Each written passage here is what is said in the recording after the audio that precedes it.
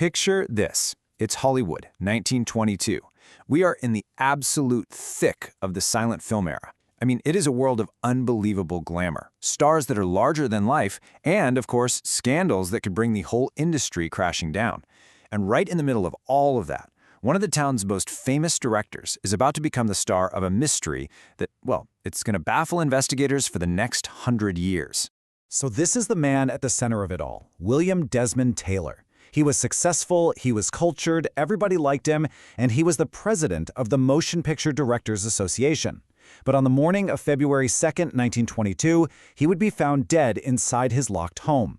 And that discovery kicked off a case that's just filled with Hollywood royalty, tampered evidence, and a victim who, as it turns out, was hiding a pretty shocking secret of his own.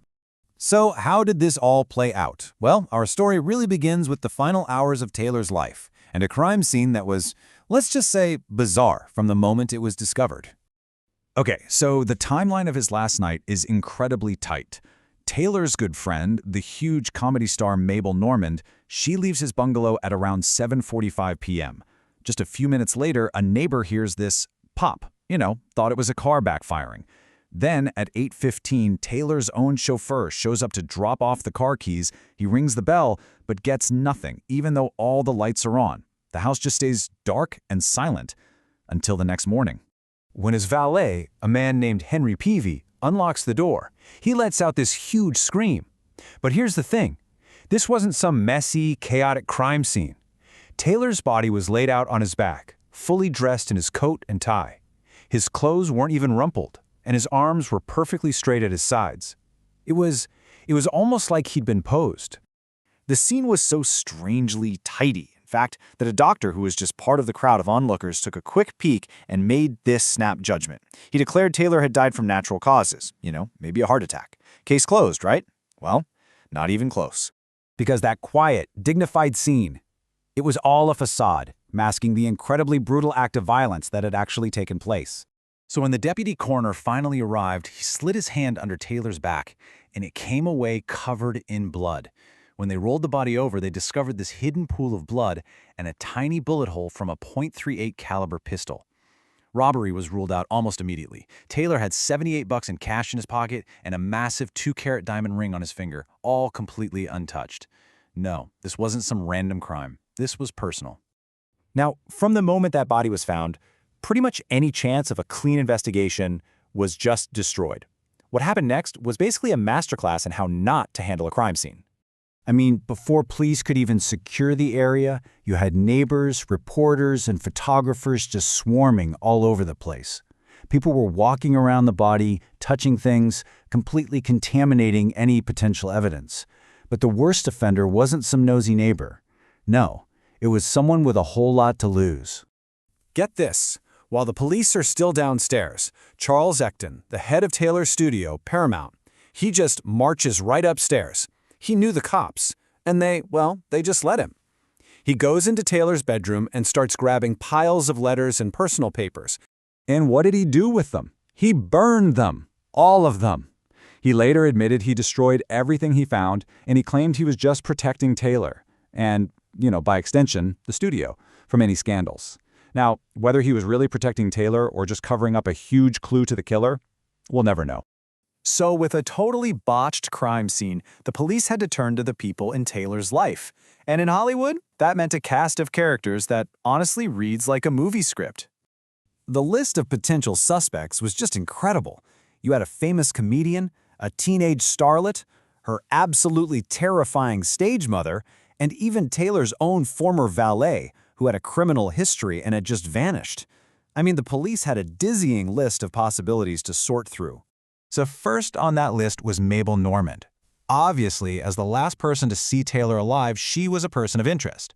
But she was a close, genuine friend, and her story totally held up. The police pretty quickly cleared her and moved on. But then police found letters from the 19-year-old superstar Mary Miles Minter. She was deeply, deeply in love with the 49-year-old Taylor, writing things like, "Dearest, I love you, I love you, I love you." They also found her handkerchief in his apartment. This wasn't just a crush, it was a powerful and very public obsession.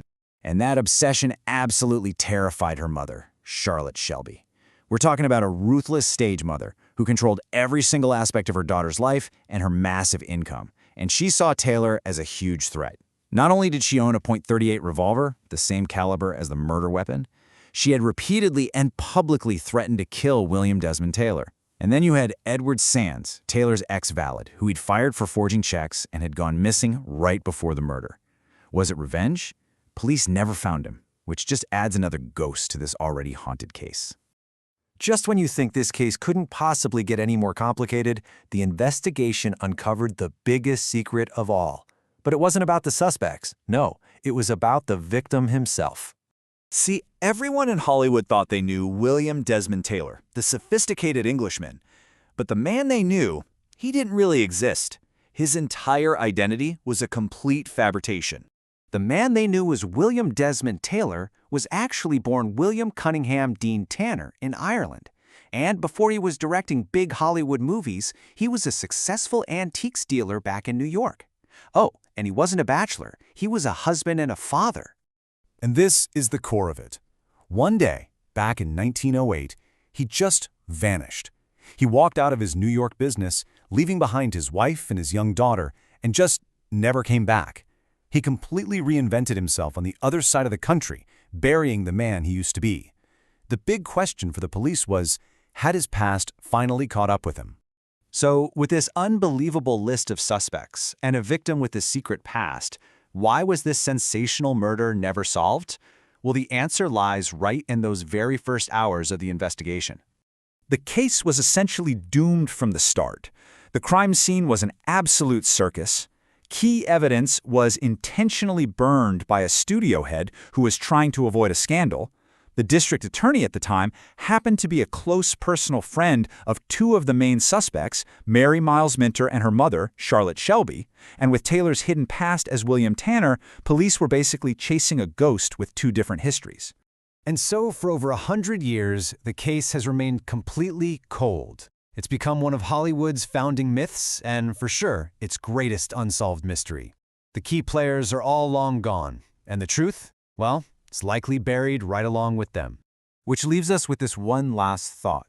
When you have powerful studio executives destroying evidence right in front of the police and a district attorney with personal ties to the suspects, you really have to ask yourself, was justice ever even the goal? Or was the priority from the very beginning simply to protect the glittering, fragile image of Hollywood at any cost?